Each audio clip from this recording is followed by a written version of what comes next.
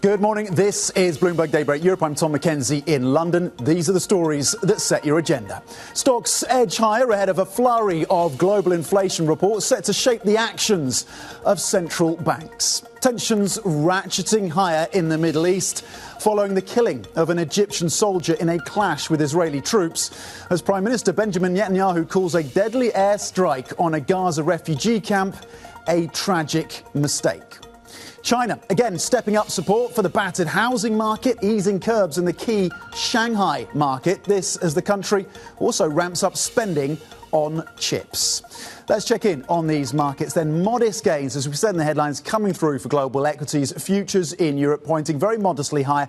It is a major week once again for the data, and particularly with the lens on how inflation and that story is evolving. Out of the US towards the end of the week, the Fed's favourite gauge, the PCE indicator, expected to remain in line with previous months. We'll see if that holds the previous month. And then, of course, data on inflation out of the Eurozone, but also Australia and Japan. Currently, European futures pointing to modest gains of just shy of 0.2%. The commodities sector is getting a lift. We'll unpack that story for you today as well. The linkages to the Chinese real estate market. FTSE 100 futures pointing to gains of just 0.1%, up 10 points. Again, commodities will be a factor there. S&P futures pointing to gains of 0.1%, looking to add 6 points. Nasdaq futures also pointing high by 0.2%. Let's cross the board and look cross asset as well. Been hearing, by the way, from Fed officials, Loretta Mester, saying she wants to see more granularity, more details in terms of the communications coming from the Fed, speaking over in Tokyo and an event there. We've also been hearing from Michelle Bowman as well, saying it is important to continue shrinking the Fed's balance sheet. We check in then on the 2-year 493, still not too far away from that 5% level. Not a lot of movement so far across the Treasury curve as we build up, of course, the inflation story out of the US. Euro dollar, bit of a lift there coming through for the single currency. The Bloomberg dollar index is softer in the session. Euro dollar at 108. Copper getting a lift on expectations that maybe there will be more demand coming from China. Not back above that 11,000 record level it got through a week or so ago, but gaining 1.8% so far in the session. And Brent crude, $83 a barrel, up 0.2%. OPEC Plus meeting on Sunday will be consequential. Let's cross over now to Singapore, where Avril Hong is standing by with a check on the Asian markets. Avril. Yeah, Tom, we're seeing a bit of a sideways trade in most of the equity benchmarks in the region, with an eye on Friday when we're going to get the Fed's preferred gauge of inflation as well as China PMIs. But we are seeing some positive news lines, right? In the sense of the property sector, Shanghai easing those home buying curbs, and then the major state banks saying they're going to invest in that chip fund. They're going to account for about a third of the $47+ billion that are in play for some of these domestic chip-making companies. So the Hang Seng Tech is helping the Hang Seng to outperform today. But flip the board and let's take you to what other stocks we're keeping a really close eye on. It is those news lines, I think, that are the market movers. The chip-making stocks in China are extending gains today, but we're also seeing a bit of a divergent performance among the Chinese property names. The ones that have operations in Shanghai are benefiting, but the ones elsewhere, not so much. It looks like more needs to be done to convince investors that these property sector woes are going to be solved somehow. Let's flip the board again, take you to what we're seeing in Japan as we have the services PPI shooting up, and that came in more than expectations as well. That sense you get about how inflation is broadening out, that's making the case for the BOJ to hike rates yet again, and we're seeing that reflected across assets. Among stocks, it is the value-related names, your materials, your banks that are firm, and we're also seeing the ones that benefit from cheap yen declining today, the likes of Toyota. The yield on the 10-year still sitting well above 1%. Dollar yen pulling further away from 157. Tom.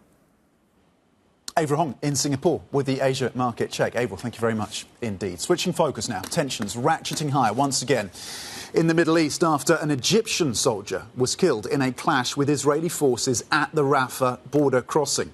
It follows Israel's deadly airstrike on a refugee camp, which Prime Minister Benjamin Netanyahu has described as a, quote, tragic mistake. For more on this story, let's go to Bloomberg's Horizons anchor, Jumana Pasecci in Dubai, who's covering all of this for us. Jumana, what is the international reaction? What has it been to the latest events then in Rafah? Well, the Israeli airstrikes on that camp for the displaced in Rafah on Sunday killed 45 Palestinians. Many graphic images emerged of people being engulfed in flames.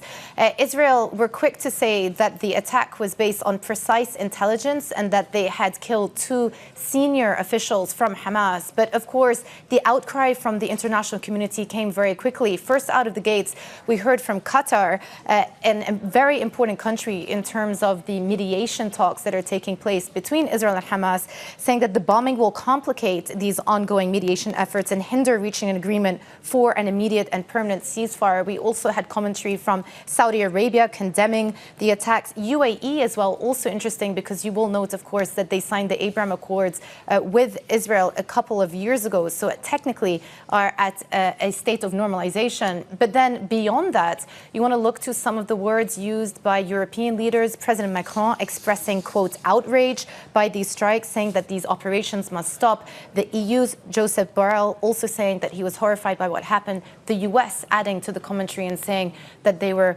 very disappointed by these heartbreaking scenes.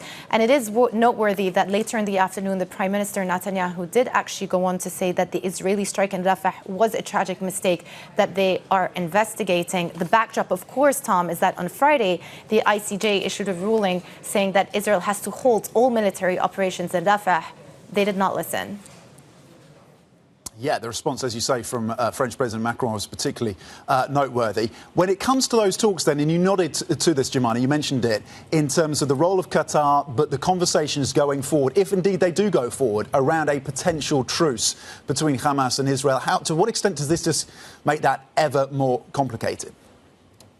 Yeah, so you have to look at the 2 incidents that have happened in the last 24 hours. It's not just the attacks on the Rafah camp for the displaced, but also there was an incident on the Egypt border where one Egyptian military, a person from the military, was killed in these cross-border fires with Israel as well. And this is also very significant because, as you know, Israel and Egypt signed their own peace agreement back in 1979. It's very rare to see hostilities between the 2 sides.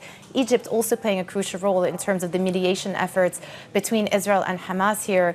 And the Qatari Prime Minister, when we spoke to him back at the Qatar Economic Forum, said that a lot of these talks had been put on hold, namely because Israel had started with their incursion into Rafah, and that entering into Rafah is a red line for those talks to continue. But it seemed like a bit of progress had been made in the last couple of weeks. The bigger picture, Tom, is that Hamas officials are calling for a lasting truce and the withdrawal of Israeli forces. Israel says that those terms are unacceptable to them. So there's still a lot of daylight between the 2 sides. OK, Bloomberg's Horizons anchor, Jumana Pasecci, thank you very much indeed with the latest, of course, out of the region. We appreciate it. Now, to macro policy, central bank policy. Cleveland Fed President Loretta Mester saying that the US central bank should consider ways to better communicate to the public how economic conditions will affect future policy decisions. That includes adding more detail to the Fed's post-meeting policy statement and to economic forecasts. I'm joined now by Mary Nicola from our Markets Live team. Mary, also hearing as well from Michelle Bowman saying that the runoff in the balance sheet, at least the continued QT operations, should continue to proceed. How should markets interpret what we've been hearing from Fed officials as we try to get a clearer picture as to when they will start cutting and the role of the balance sheet? Yeah, there's still no clarity on when we are going to see a commencement of the easing cycle. That's been very clear from a lot of the statements. I think what was interesting was how Loretta Mester was discussing the fact that we were looking at ways to communicate better with the market, because that is something probably that the market is really looking for, especially at a time when the Fed is just explaining that they're just going to be very data dependent. They're going to keep rates higher for longer. So, of course, any clearance on like forward guidance, so to speak, and just clarity of where they're headed would be very much welcomed by investors. However, it's a little bit difficult when you have inflation as sticky as it has been and they're not progressing on their inflation target, because we still have to remember where their dual mandate stands. So in the meantime, what we're seeing is that they're going to continue running off their reducing the size of the balance sheet. That's still a form of tightening, which obviously will keep investors on edge. We're also getting lines from the ECB as well, and we have been over the last few days. But most recently, just in the last few minutes, Isabel Schnabel then of the ECB, and talking about asset purchases from the European Central Bank, the TLRTOs, the targeted long-term refinancing operations, saying that asset purchases should remain part of the toolkit for the ECB, but also saying that central banks must be careful when they use QE outside of crises. And this, of course, following comments from you heard from Villeroy suggesting that July should not be taken off the table in terms of rate cut. That followed comments from Nagel, more hawkish member of the ECB as well, suggesting that maybe July should be taken off. So there's clearly a dispute there in terms of the sequencing of cuts coming through from the ECB. Mary, where do we stand? Do we have more clarity? June seems to be baked in, but the sequencing question seems to be live for the ECB. Yeah, it's very clear from a lot of the comments from the ECB that there's a lot of discussion and there's a lot of different diverging opinions on where rates should be headed and what is the trajectory of rates going forward. What Villeroy probably mentioned and got markets excited that we could see consecutive rate cuts, which obviously would be very positive for European stocks, especially at a time when you're getting that some of the activity data is actually improving. So if you get a combination of activity data improving plus easing monetary policy, this is a really conducive environment for European stocks. However, the main thing here, and especially to convince the hawkish camp within the ECB, is that continued progress on inflation. That's when you'll see them come around. So yes, June is fully baked in, but it's still unclear how the trajectory for the ECB goes in the coming months. OK, Bloomberg's Mary Nicola, thank you very much indeed for the latest in terms of how markets might be interpreting these comments from both the Fed and the ECB. We appreciate, of course, the analysis. Here's what else to be thinking about the day ahead then, this Tuesday. The EU Foreign Affairs Council meeting will be concluding. We'll be looking, of course, for any lines when it comes to the question of Ukraine and continued support there. Meanwhile, on the central bank policy question, monetary policy question, the ECB's Centino is going to be speaking alongside, from the Netherlands, the ECB's Klaas Knot as well, and the Fed's Neil Kashkari. So a number of speakers from the ECB and the Federal Reserve to tune into as well. And then, of course, today is the day where we get T+1 when it comes to trading, a major overhaul, bringing it back to the 1920s in terms of when you resolve these trades. Just one day to resolve these trades could have consequences, particularly for foreign investors in US assets. We'll continue, of course, to bring you the details on that story and how that unfolds, a major one for these US markets. Coming up on the politics of emerging markets in South Africa. Citizens there enjoying a rare streak of uninterrupted electricity. Yes, it has been rare for citizens of South Africa. We're going to take a look at why this has drawn suspicion ahead of Wednesday's crucial election for that country. This is Bloomberg.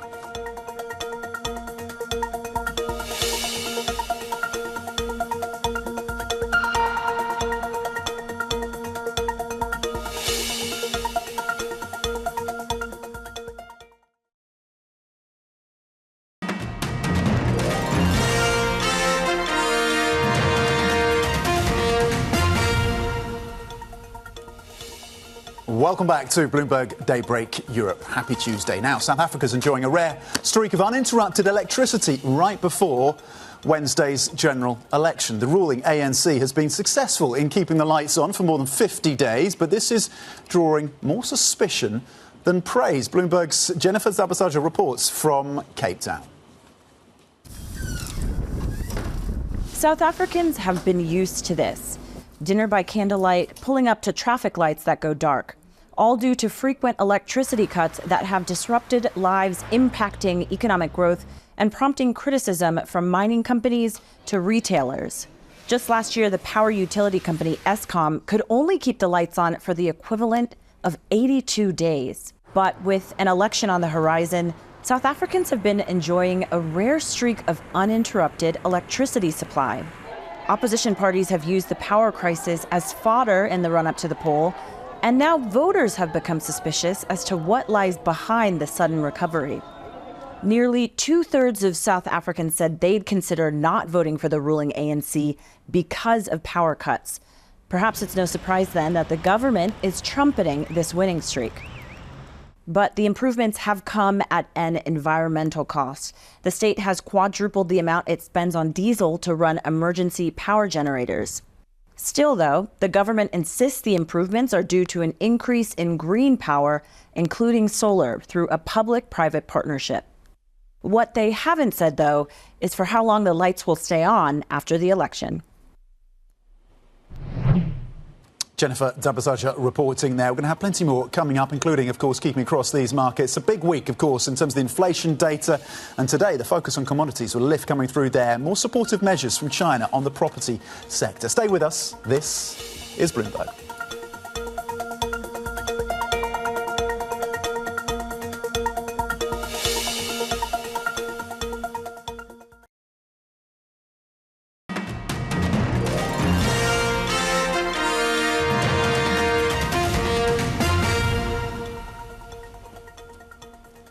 Welcome back to Bloomberg Daybreak Europe. Now, the Philippines' first major storm of the year has reportedly left 3 people dead. The Philippine Daily Inquirer says an infant and 2 others died in the province of Quezon after they were hit by falling trees. Typhoon Eunice, locally known as Argon, is expected to exit Philippine waters by Thursday before moving towards the south of Japan.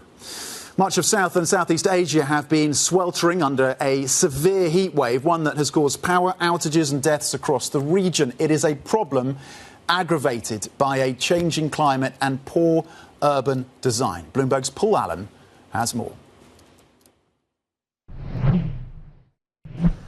For 2 weeks now, Karachi's 15 million residents have been baking in a heat wave.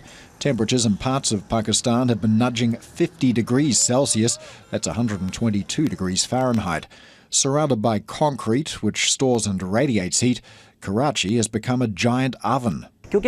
Basically, we have turned Karachi into a concrete jungle, and I think green cover of Karachi is hardly 5%. Hospitals have been treating hundreds of patients for heat stroke, keeping them cool made more difficult by frequent power cuts as the electricity grid buckles under the demand.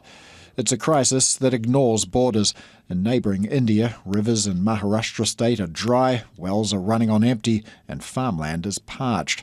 The only point in pumping this well is to illustrate how nothing comes out of it. A typical farm worker here earns about $4 per day. At the moment, all they can do is helplessly watch as crops die. I will not allow my children to join this profession because I believe farming cannot be enough for our monetary survival. The brutal conditions are being felt in much of Southeast Asia as well. Rice planting in Thailand and Vietnam usually starts in May. A water shortage is stalling that and is part of a longer-term trend. The next 2 decades where the temperature will be increased around 1 up to 2 degrees Celsius, the rice production will be dropped around 10 up to 13%. Thailand will be export less amount of food to the world market, and that will have the implication to the global food security. India, Pakistan, Thailand and Vietnam are the world's top 4 rice exporters. The parts of the world dodging this heat wave now may not dodge the consequences of it. Paul Allen, Bloomberg. OK, let's check in on the commodities market this morning because commodities are getting a lift. Part of that is down to the softer US dollar and part of it is down to idiosyncratic stories around the demand picture. We'll start with Brent crude then, 83.26, up 0.2%. By the way, last week was the worst week in terms of oil prices. Oil down last week, the most in about 4 weeks. But we look ahead to OPEC+. That meeting is on Sunday, is likely to be consequential. We're building up as well to the key driving season, the summer driving season out of the US as well. So in terms of the demand coming out of the US, that remains, of course, important. And we continue to monitor the inventory build-up in jurisdictions like the US. But currently, crude getting a bit of a lift, up 0.2% so far in the session. Again, softer dollar is also a factor. Meanwhile, The focus switching to further measures, more measures coming out of China. It seems to happen almost on a daily, if not a weekly basis. And this time support coming through out of Shanghai. And that in itself is lifting demand for the likes of iron ore, expected demand for iron ore, and copper prices getting a boost as well. Up almost 2% on copper, having crossed above 11,000, that record high that we saw 1 to 2 weeks ago on copper. Currently at 10,510, getting a lift in the session of close to 2%. We'll be watching the miners, certainly, when trading starts here in the UK, the FTSE 100 at 8 a.m. UK time. So a check there on the commodities space, getting a lift so far in the session. Again, softer dollar, but also the demand picture, of course, evolving and taking shape. Now, some of the other stories making news in the day this Tuesday. ABN AMRO in the banking space agreeing to buy German lender Hauck Aufhäuser from China's Fosun for €672 million, expanding the Dutch company's reach in wealth management. ABN AMRO's private banking arm in Germany will add €26 billion in assets under management and €2 billion in loans after the acquisition. That will bring combined assets under management to around €70 billion.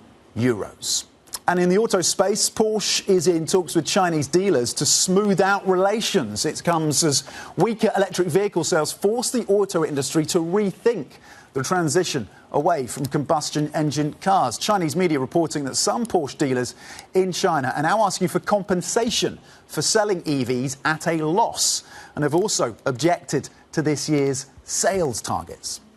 And Stellantis has proposed building 2 more hybrid vehicles in Italy. It's part of the Fiat maker's efforts to appease local politicians as the company moves some production to lower-cost countries. The manufacturer intends to assemble hybrid versions of a Jeep model at the Melfi site in southern Italy and of the Fiat 500 at the Mirafiori plant in Turin.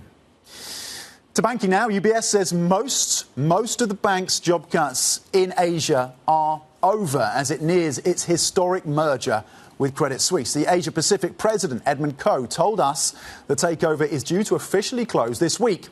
He spoke with us at the exclusively, he spoke to us at the UBS Asian Investment Conference. That was in Hong Kong. Take a listen. We have optimized most of the position, both in terms of lines of business and the geography as well. Okay. So you have to take into consideration cyclical trends, lines of business, as well as the geography.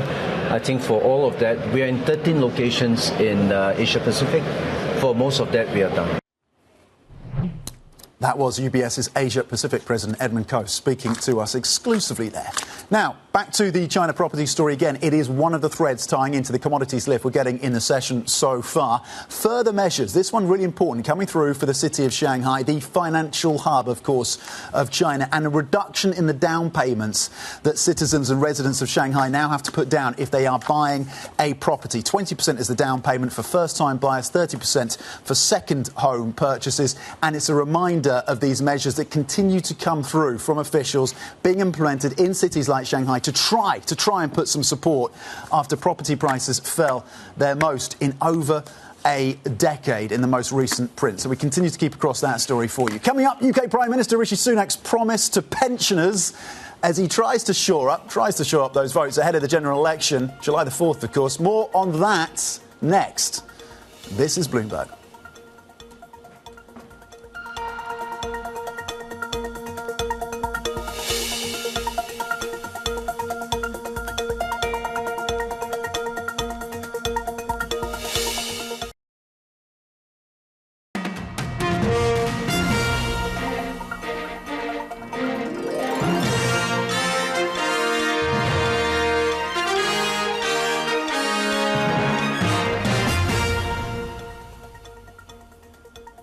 Good morning. This is Bloomberg Daybreak Europe. I'm Tom Mackenzie in London. These are the stories that set your agenda. Stocks edging higher ahead of a flurry of global inflation reports set to shape the actions of central banks.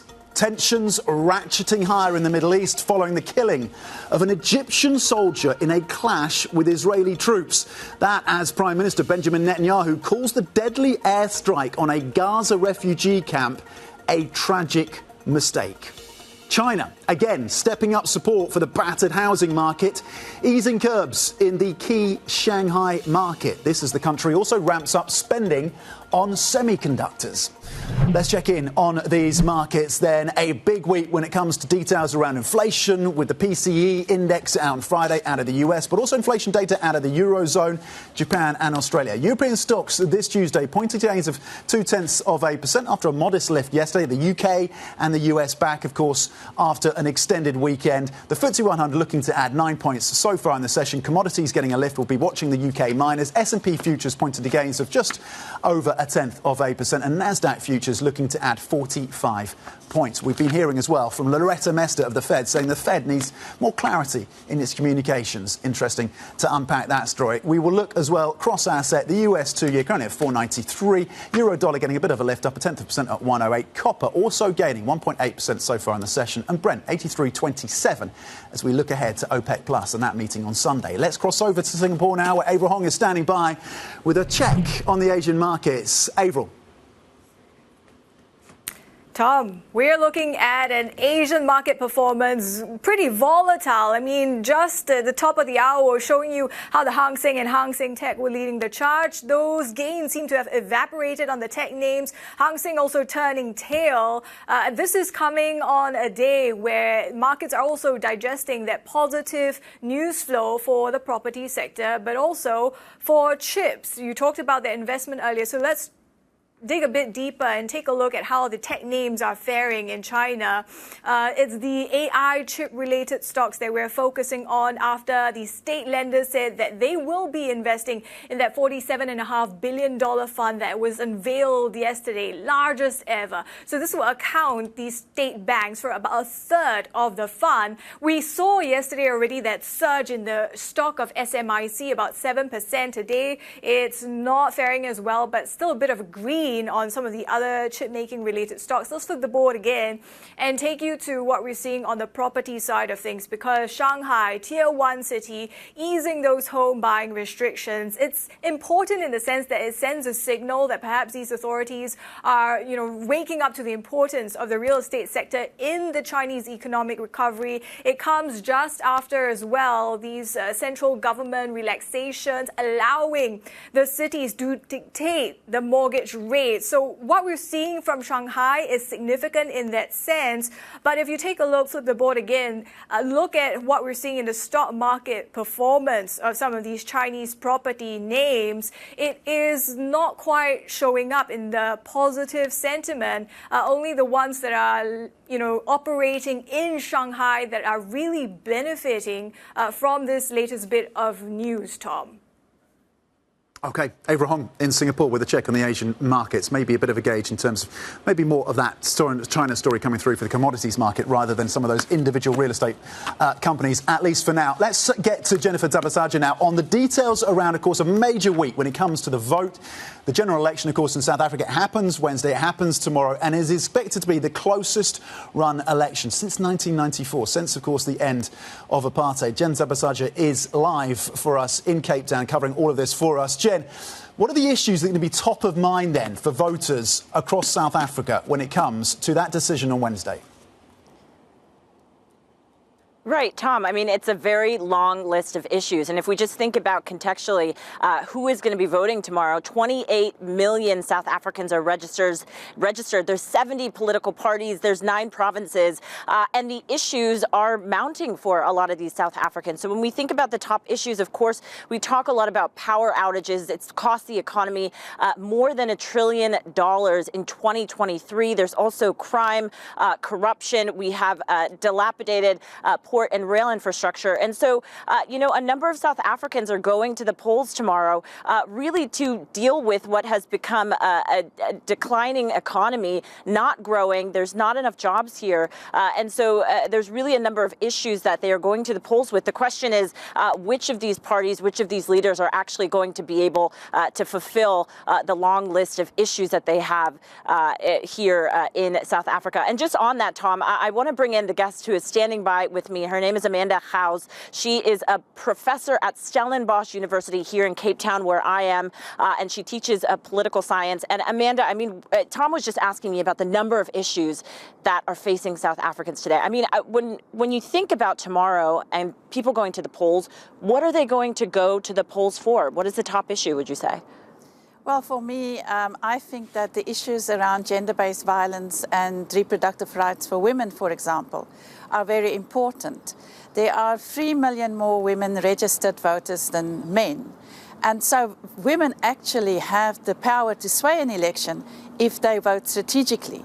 So, I think many of these parties don't even talk about gender-based violence, which is really a serious problem in South Africa. Well, let's talk about the parties a bit, Amanda, because I mentioned 70 political parties. When we think about the gender-related issues, I mean, where do the parties stand? Well, one has to look at their manifestos, and I have done that.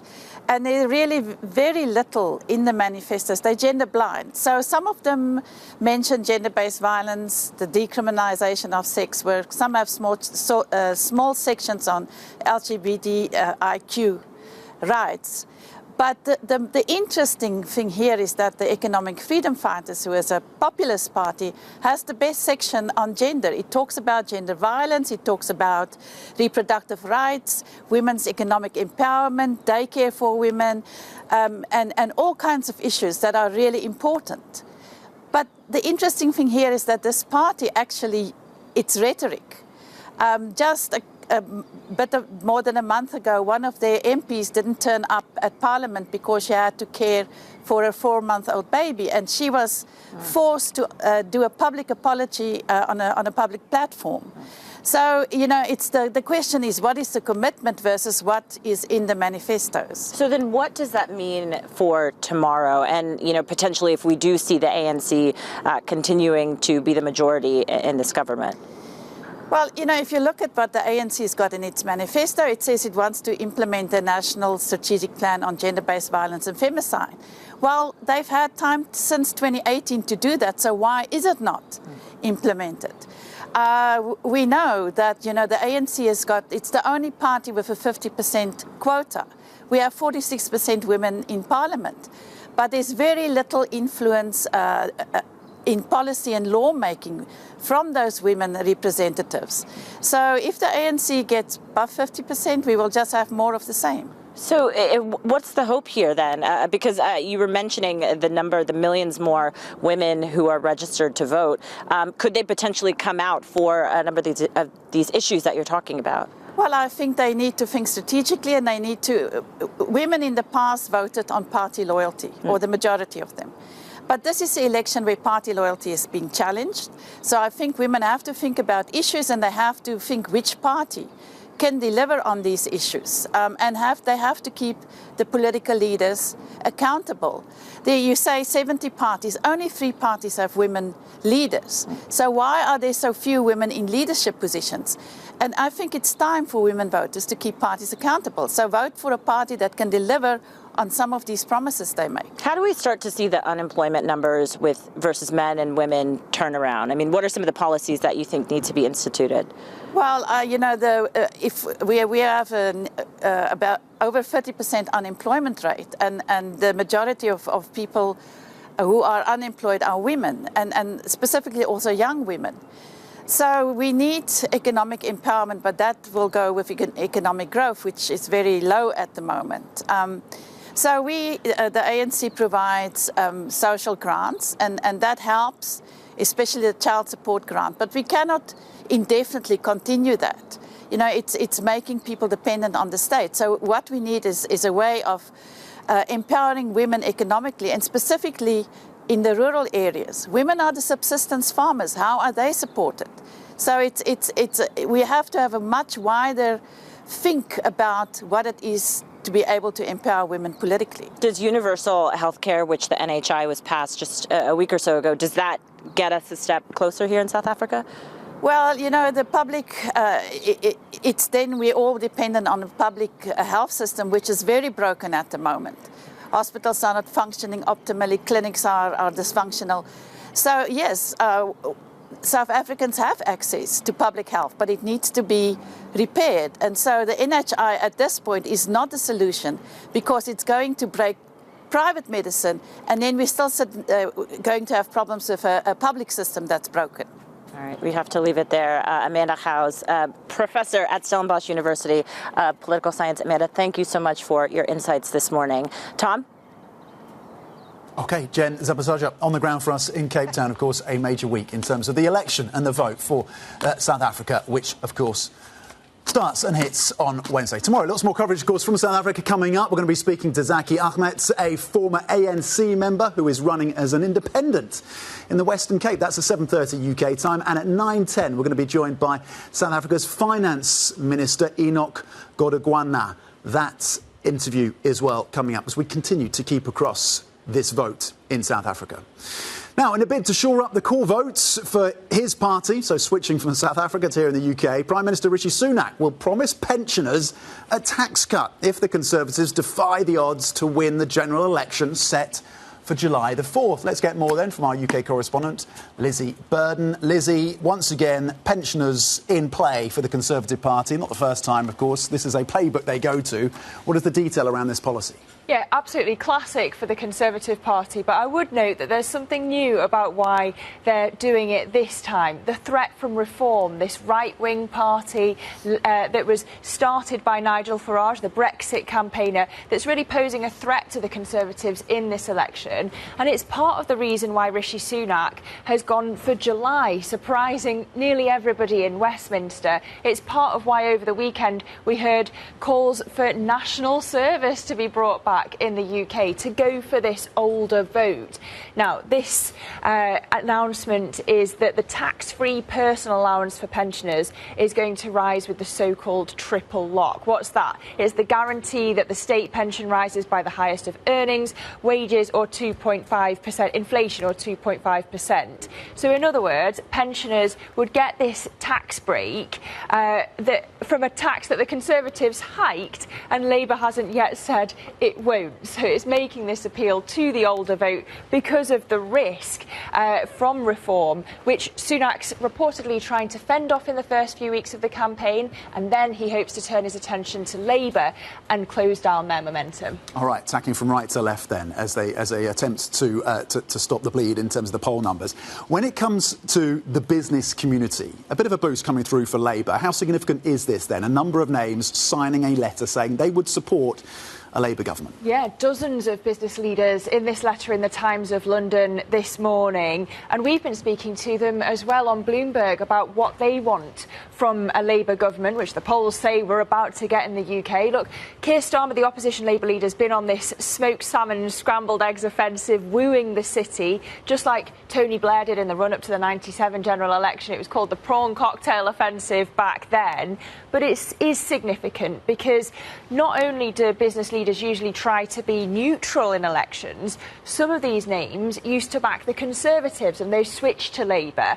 The Chancellor, Jeremy Hunt, his advisers are known to be warning businesses about what they say is a move to French-style workers' rights policies from Labour, and that's something that will come under question. We're going to speak to Jonathan Reynolds, the Shadow Secretary of State for Business and Trade, the man who would be the Business Secretary if the polls are right from July the 5th. It'd be interesting to ask him about how they're planning to balance workers' rights and the interests of business in their pursuit to grow the economy. The Shadow Chancellor Rachel Reeves expected to give a speech today on how a Labour government would be the path to UK growth. OK, Lizzie Burden, thank you very much indeed. How are prawn cocktails ever a thing?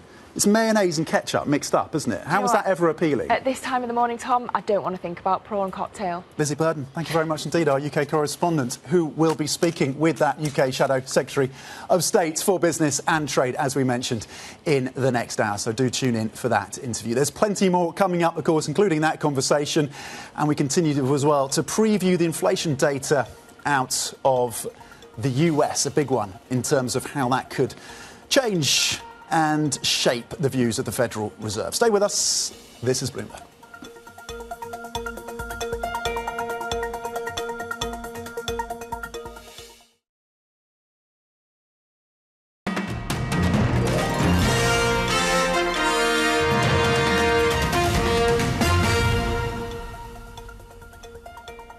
Welcome back to Bloomberg Daybreak Europe. Happy Tuesday. Let's check in then in terms of a preview. We'll give you a preview of the PCE indicator, of course. The index is coming out later this week. We know it is the Fed's preferred gauge. It's their favourite model in terms of the data print that comes through, in terms of how they think about the evolution of inflation in the US. It's expected to stay well above that 2% handle, of course. So year on year, you expected it to come in at 2.7%. This is the personal consumption's expenditures index, 2.7% year on year. Month on month, for the month of April, is expected to come in, tick up by 0.3%. Effectively unchanged is the forecast, month on month and year on year. But that will be taken as a modest positive for this Federal Reserve, of course. Have said consistently now that they want to see more progress to get towards that 2% target. So that is giving you an indication of how this has evolved in previous months. Again, expected to come in unchanged when that crosses on Friday. The Fed response to that, of course, will be important. And when it comes to that Fed response, it's the yield differential that continues to put pressure on the Japanese yen, even as Japan talks about having the space now, and we heard this from the BOJ over the weekend, including Governor Ueda, having the space to gradually increase interest rates, currently at 0%.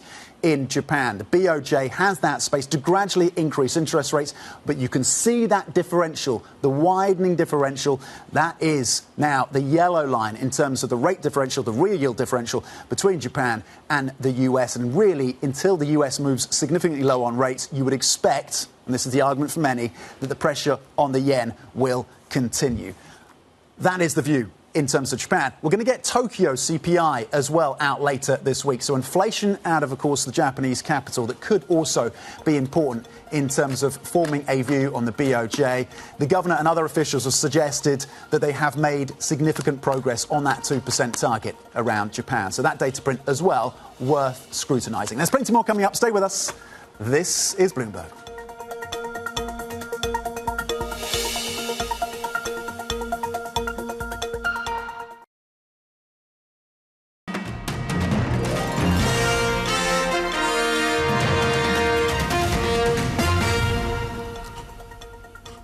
Welcome back to Bloomberg Daybreak Europe. Now, French President Emmanuel Macron says the EU must stop being naive in the face of growing competition from the US and China. During a visit to Germany, he repeated calls for a buy European strategy in key sectors like defence. Joining me now is Bloomberg's Oliver Crook, who's been covering this for us. Ollie, Scholz and Macron, to what extent are they on the same page on this question? Yeah, this is the big question before the two leaders of the biggest economies here within Europe. And this is what really this state visit, the first in 24 years, is meant to sort of promote. And it's kind of the pre-election campaign by Scholz and Macron saying what they want to set out in the next 5 years of the EU term. And really the focus, as you've mentioned, Tom, is on this strategic autonomy of Europe, paying for its own defense systems and getting itself really standing on its own 2 feet. And it's really not short on ambition. I mean, they're covering things from sort of quantum computing to AI to defense, all of these things, the green transition. So obviously not short on ambition. The question is, how do you actually get there? They want to slash bureaucracy. They want to boost the single market. And really this topic of the capital markets union keeps on coming up. And this is really what Scholz and Macron are pushing right now. And what they hope is that this could unleash huge volumes of investment, create kind of American-style capital markets. And the best thing about it, Tom, is that it's free. You don't have to, raise joint debt or anything like that. The main issue with it, Tom, is that it is intensely boring and it is very convoluted. And for a lot of people, it's hard to get their heads around it and to actually make progress. And the real price that it costs is political will. In the last 10 years or so that this has been a topic, they have not been able to achieve it. Ollie, you comprehensively failed to make that boring. I'm interested. I'm engaged. Talk to us about what's happening. Zelensky's on the ground, Western Europe, clearly continuing to push for further aid. What is he hoping to walk away from? What is he likely to leave with? Yeah, so listen, he was in Spain, he's going to be in Belgium and Portugal today, and what he's walked away from, at least from just the Spanish visit, is basically a pledge of €1 billion worth of military hardware, everything from sort of Patriot missiles to the key ammunition, but Tom, also 19 Leopard tanks, and 10 of those Leopard tanks and some of the ammunition and missiles could be delivered by the end of June, which is pretty rapid turnaround, and these sort of bilateral within Europe, Ukraine and European agreements where they're actually giving money directly or hardware directly to Ukraine are key because because many of these funds and the 6.5 billion fund that is supposed to be coming from the EU to Ukraine is being currently blocked by Hungary. So, and we talk about the Russian assets, and sort of the ambition of the G7 was to sort of Trump-proof that aid. Increasingly, you're going to have to Orban-proof some of this money that needs to flow over to Ukraine from Europe. OK, the anger within Brussels around the role that Hungary is playing. Ollie, when it comes to France and Germany, we'll go back there in terms of the discussions, particularly around defence. Is there anything else, particularly around air defence, that's been coming out? How consequential is that conversation? Yeah, according to people familiar, we've had some reporting around this, that they want to sort of put forward a new sort of air defense strategy. There is the sort of one that exists right now, but they're perhaps not as keen on it, the French, because it has a lot of components from sort of the Israeli hardware and the American hardware. And remember, Tom, this is all about strategic autonomy for Europe and making its own sort of defense and buying its own defensive gear within Europe. And that is sort of very, very key for them. So that is something they're going to push forward in the coming weeks. The question is, will they be able to get along? As we're saying, historically, on the question of defense, France has been sort of big on the lofty, poetic rhetoric. Scholz has been much more sort of pragmatic and reserved, saying, put your money where your mouth is. Can they get on the same page? That is going to be the key question. OK, Oliver Crook on the ground for us in Frankfurt. Ollie, thank you very much indeed. Coming up in the next few hours, we're going to be speaking with the UK Shadow Secretary of State for Business and Trade, Jonathan Reynolds. That's at 8:30 a.m. UK time on Markets Today. We'll get the view, of course, on how Labour is continuing to position ahead of that July the 4th vote. Maybe his take as well on what we've been hearing from the Conservative Party over the last couple of days. Plus, of course, lots more coverage from South Africa coming up. We've got Jennifer Zabasaja on the ground for us right now in Cape Town. We're going to be speaking to Zaki Achmat, who is the former ANC member who's running as an independent in the Western Cape. That's at 7:30 UK time. 9:10 a.m, by the way, we're going to be joined by South Africa's Finance Minister, Enoch Godongwana. So stay tuned for that conversation as well, ahead of that crucial vote for South Africa, which takes place on Wednesday. But before that, Markets Today with Lizzie Burden, Kriti Gupta and myself coming up in the next couple of minutes. Stay with us. This is Bloomberg.